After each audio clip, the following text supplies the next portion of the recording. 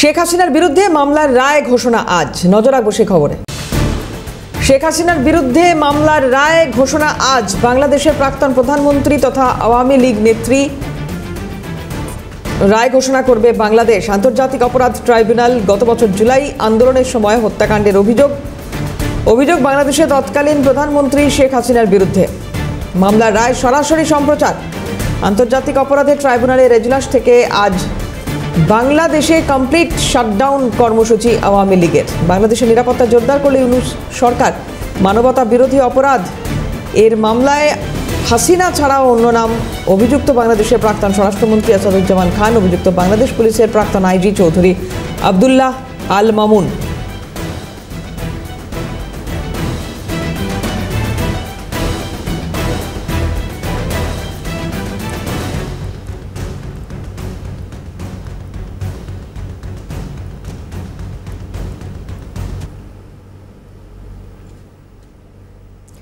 বাংলাদেশের পরিস্থিতি ক্রমে উত্তপ্ত হচ্ছে। হাসিনার বিরুদ্ধে রায়ের আগে উত্তপ্ত বাংলাদেশ। দেখামাত্র গুলির নির্দেশ দিয়েও হিমশিম খাচ্ছে পুলিশ। হাসিনার বিরুদ্ধে রায়ের আগে দফায় দফায় অশান্তি খবর। বিভিন্ন প্রান্তে গাড়ি, বাস, সরকারি প্রতিষ্ঠানের সামনে আগুন। পরিস্থিতি সামাল দিতে দেখামাত্র গুলির নির্দেশ ঢাকা পুলিশের। তারপরেও একাধিক জায়গা থেকে হামলার খবর এসছে। আবারও কি নতুন করে উত্তপ্ত হচ্ছে বাংলাদেশ? সেই প্রশ্ন খুব স্বাভাবিক। হাসিনার বিরুদ্ধে রায়ের আগে দিকে দিকে অশান্তি বাংলাদেশে, এবং এই ধরনের গন্ডগোল দেখলেই গুলির নির্দেশ। ঢাকা পুলিশের তরফ থেকে গুলির নির্দেশ দেওয়া হয়েছে। হাসিনার বিরুদ্ধে রায়ের আগেই দফায় দফায় অশান্তির খবর। বিভিন্ন প্রান্তে গাড়ি, বাস, সরকারি প্রতিষ্ঠানের সামনে আগুন। পরিস্থিতি সামাল দিতে দেখামাত্র গুলির নির্দেশ ঢাকা পুলিশের। তারপরেও একাধিক জায়গা থেকে হামলার খবর আসছে।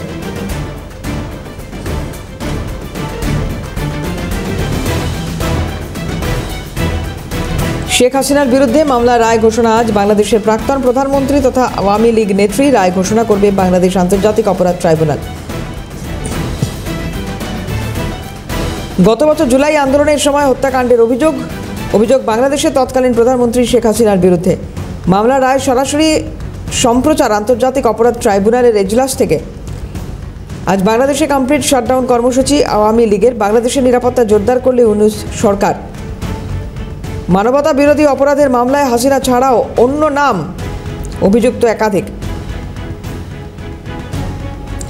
আন্তর্জাতিক সম্পর্ক বিশেষজ্ঞ ইমন কল্যাণ লাহিড়ী আমাদের সঙ্গে রয়েছেন টেলিফোনে।